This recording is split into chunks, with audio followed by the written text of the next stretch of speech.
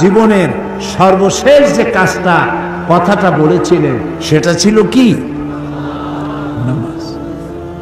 ইন্তেকালের 5 দিন আগে প্রচন্ড জ্বর হলো, মাথায় যন্ত্রণা হলো, বারবার বেহুশ হয়ে পড়েন।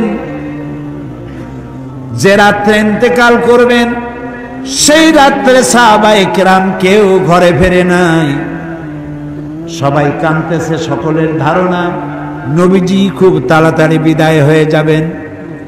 ঘরের মধ্যে স্ত্রীরা কাঁদেন, জামাই কাঁদে, নাতি নাতনি কাঁদেন। সব থেকে বেশি কাঁদছেন হযরতে মা ফাতিমা রাদিয়াল্লাহু তাআলা আনহা। রাসূলুল্লাহর হুশ এলো, হযরত ফাতেমার কান্না দেখে কাছে ইশারা করে ডাকলেন, কানে কানে কি যেন বললেন। হযরত ফাতেমার কান্না বন্ধ হয়ে গেল।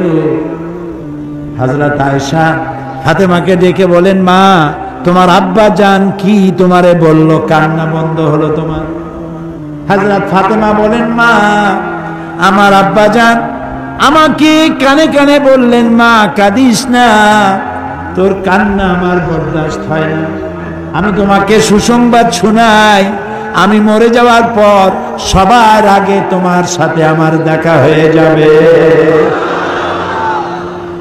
হযরত ফাতেমা বুঝতে পেরেছেন এর অর্থ হলো রাসূলের ইন্তেকালের পরে আত্মীয় স্বজনের ভিতরে সর্বপ্রথম ফাতেমার ইন্তেকাল হবে। হয়েছিল তাই।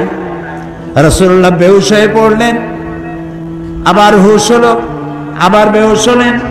হজরের পরে হযরতে জিবরাইল এসে বলছেন, আসসালামু আলাইকা ইয়া রাসূলুল্লাহ, হে আল্লাহর রাসূল, আল্লাহ আপনাকে সালাম বলেছেন আর তিনি জানতে চেয়েছেন আপনি কেমন আছেন। তিনি জানেন আপনি কেমন আছেন, তারপরেও তিনি জানতে চেয়েছেন আপনার মুখে আপনি কেমন আছেন। নবীজি বললেন, আমি বড়ই কষ্টের ভিতরে আছি, অসুস্থ আছি।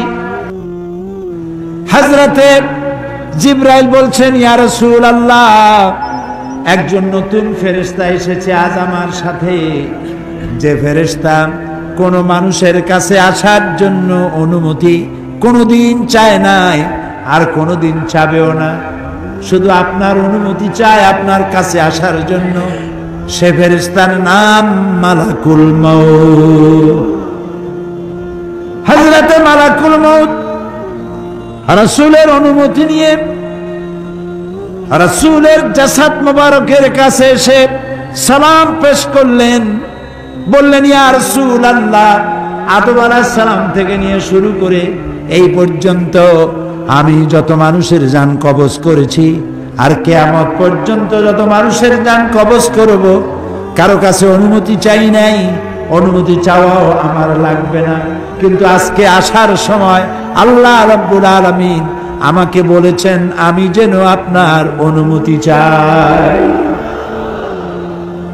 রাসূলুল্লাহ বললেন, মালাকুল মউত, আমি যদি তোমাকে অনুমতি না দেই? হযরতে মালাকুল মউত বলেন, ইয়া রাসূলুল্লাহ, আল্লাহ তাআলা বলেছেন অনুমতি যদি না পাও ফিরে এসো। আল্লাহু আকবার, আল্লাহু আকবার। হযরতে জিবরাইল বলেন, ইয়া রাসূলুল্লাহ, আল্লাহ রাব্বুল আলামিন আপনার সঙ্গে দিদারের ইন্তজার করতেছেন। নবী বললেন, মালাকুল মউত, তুমি তোমার কাজ শুরু করতে পারো। মালাকুল মউত যখন জান কবজ করতে যাবে, রাসূলুল্লাহ বললেন, আয়েশা একটু কাছে আসো। ওই যে সোনা ছিল কয়েক টুকরা, সোনাগুলোর খবর কি? 6 টুকরা, ছোট্ট ছোট্ট 6টা টুকরা সোনা ছিল, সোনাগুলো কই? হযরত আয়েশা বলেন, আমি তার যত্ন করে রেখেছি। নবীজি বলছেন, এক্ষুনি স্বর্ণ টুকরাগুলি সাদকা করে দাও। আমি মুহাম্মদ সাল্লাল্লাহু আলাইহি সাল্লাম আল্লাহর দরবারে এই অবস্থায় উপনীত হতে চাই না যে মুহাম্মদের ঘরের ভিতরে সোনা আছে। হযরত ওমর রাদিয়াল্লাহু তাআলা আনহু রাসূলের সঙ্গে দেখা করতে গেছিলেন একদিন। ঘরে মা আয়েশা ছিলেন না।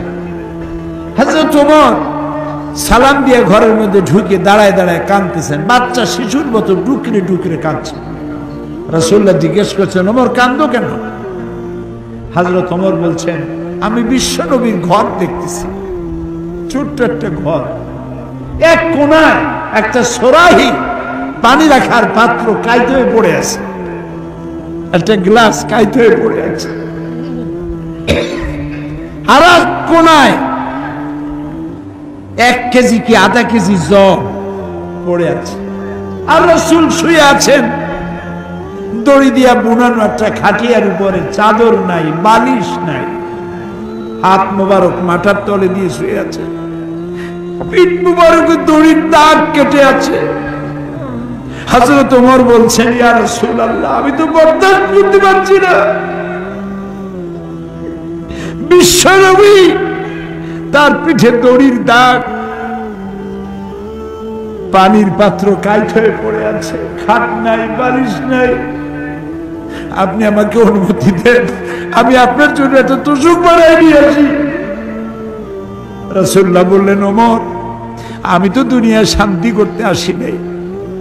আমি যদি ওহদ পাহাড়কে বলি, ওহদ আমার জন্য সোনায় পরিণত হয়ে যা, ওহদ পাহাড়টাই সোনা হয়ে যাবে।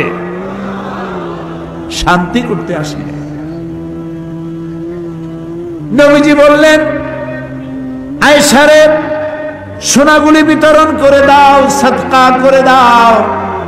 মালাকুল মউতকে বললেন, তুমি তোমার কাম সারো। জান কবজ শুরু হয়ে গেল। নবীজি জীবনের শেষ কথা মুখ থেকে উচ্চারিত হলো, আসসালাত আসসালাত ওয়া মা মালাকাত আইমানুকুম, ও আমার উম্মতেরা, নামাজ নামাজ।